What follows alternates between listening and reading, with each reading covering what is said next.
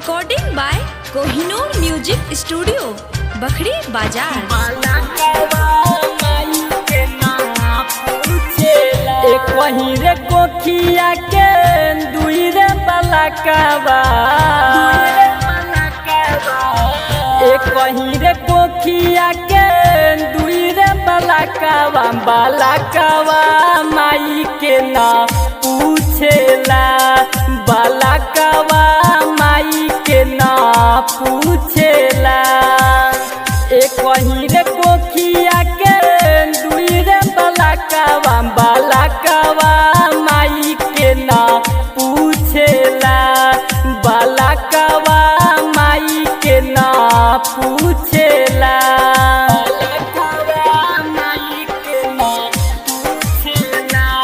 Mix by Anil आनंद।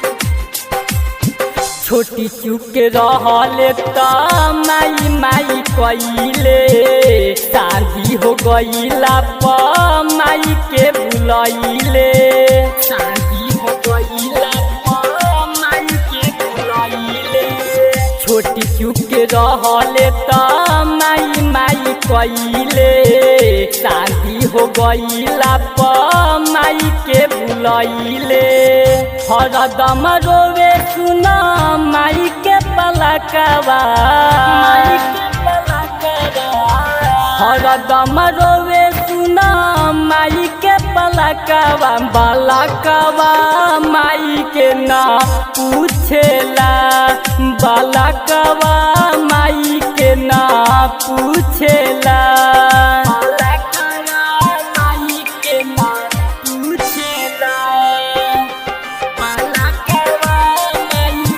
नवरे महीनावा जे के पेटवा में रखली, केतना मनौती माई बेटा खातिर भखली, केतना मनौती माई बेटा खातिर भखली। नवरे महीनावा जे के पेटवा में रखली, केतना मनौती माई बेटा खातिर भखली। अपन ही खून होके छीने लहकवा, अपन ही खून होके छीने लहकवा, बलकवा माई के ना पूछेला, बलकवा माई के ना पूछेला, बलकवा माई के ना पूछेला। Recording by Kohinoor music studio Bakhri Bazar. लागत दुनिया से धर्म उड़ाइल, चंदन क्रांति सुगन बारे घबराइल, चंदन क्रांति सुगन बारे घबराइल। लागत दुनिया से धर्म उड़ाइल, चंदन क्रांति सुगन बारे घबराइल। संदीप सवरिया कहता बतावा, संदीप सवरिया कहता बतावा, बलकवा माई के ना पूछेला, बलकवा माई के ना पूछेला। एक वही रे कोखिया के दुई रे बलकवा,